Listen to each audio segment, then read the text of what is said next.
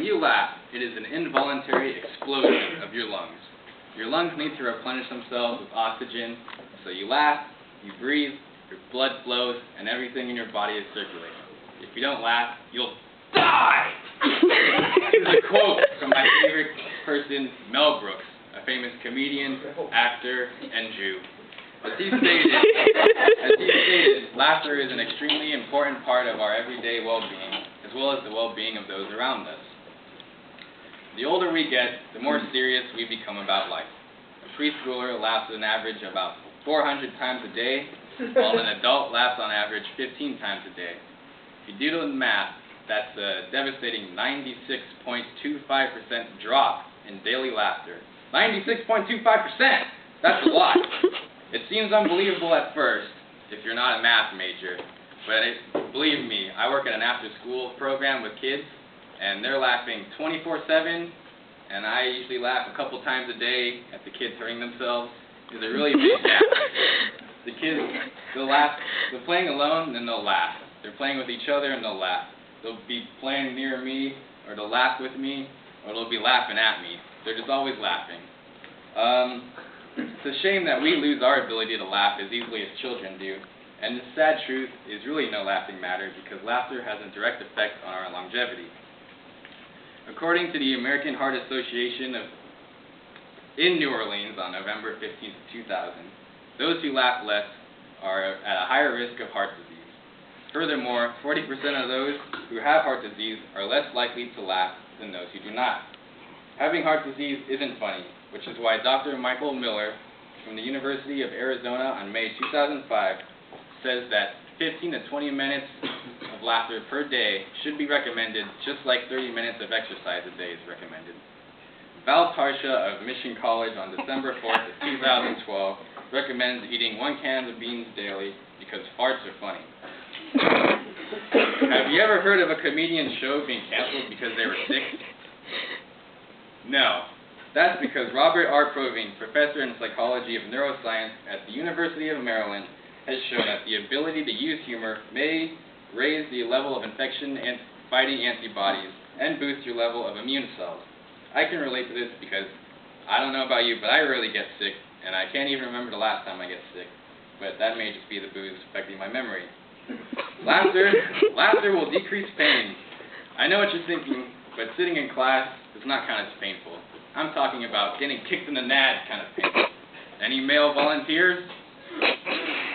In 1987, Texas Tech psychologist Rosemary Kogan conducted a study to show how laughter increases your pain tolerance. This explains why the Joker could take such a beating from Batman. I have a personal account on laughter suppressing pain. In middle school, I was riding in the shopping cart being pushed by 3 of my idiot friends. We would push the shopping cart towards this really big, flexible chain link fence, so it was a relatively safe stopping point. Well, one time the cart veered off to the side and headed straight for this metal pole, and as soon as the shopping cart hit, I went head first, BAM! To this metal pole, and I was laughing hysterically.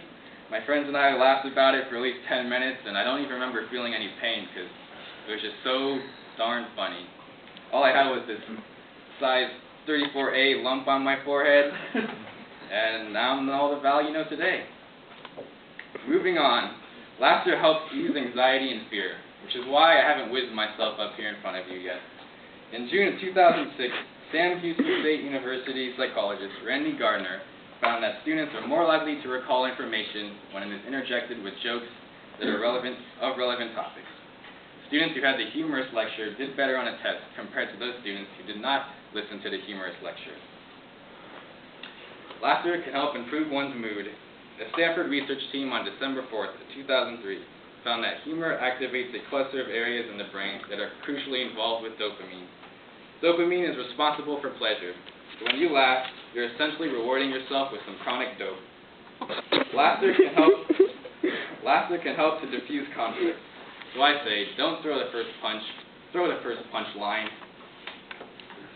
Laughter can strengthen relationships, which is why we make fun of our friends, because laughter bonds friends together, just like James and Bond. Not only does it build bonding between friends, but also among strangers as well. In any team scenario, laughter will enhance the team's ability to work together, thus kicking more ass. When you laugh, you attract others to you, much like flies are attracted to poo. But even a simple smile is enough to make you and others feel better. In the year of 2002, Professor Ulf Dimberg of Uppsala University published findings that humans unconsciously mirror facial expressions. The results of his experiment show that it's harder to frown at somebody who's smiling, and it is harder to smile at somebody who is frowning. So if you smile more often, you're more likely to get a smile back. Go ahead and give me a smile. Don't we all feel better now? And if it works with smiling, you can bet an arm in a pickle it'll work with laughter. If you look depressed and pouty, nobody's going to want to talk to you. In fact, they'll probably just make fun of you. On the contrary, if you were to smile and laugh constantly, everyone will be wondering what you've been up to. Like her. I'll have some of whatever she's having. I've now covered everything there is to know about laughter, except for why it's so damn funny. I want you all to look on the bright side of life, because every situation you encounter every day should be funny. You shouldn't be living every day without laughing all the way. Ha ha ha. So make life a comedy, not a drama. YOLO. Oh my God. Questions for the speaker. So, Val, how many cans of beans do you eat today? Maybe just half a can. Okay, I'd like to hear from Letitia and Amanda. Questions for the speaker. As I know you weren't listening because I was watching you. No laughing matter, huh?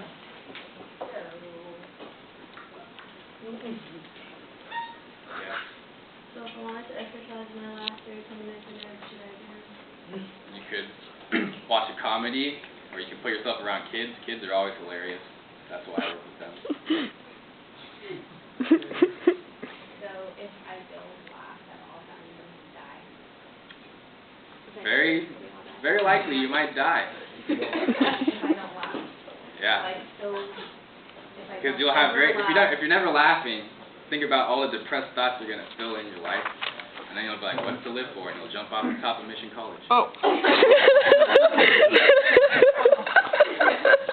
You'll make a big pizza on the ground.